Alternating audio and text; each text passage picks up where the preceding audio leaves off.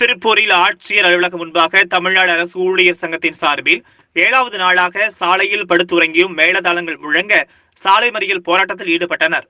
தமிழ்நாடு அரசு ஊழியர் சங்கத்தின் சார்பில் 7வது நாளாக திருப்பூரில் தொடர் கண்டன ஆர்ப்பாட்டம் மற்றும் சாலை மறியல் போராட்டம் நடைபெற்றது.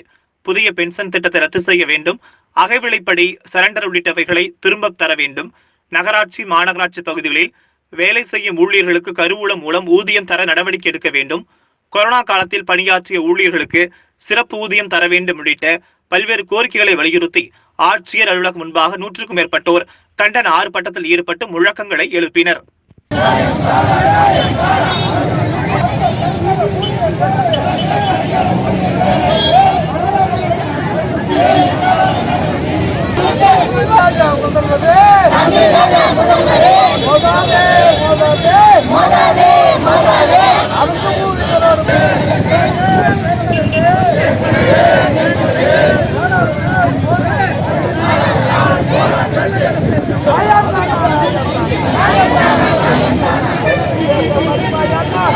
Esa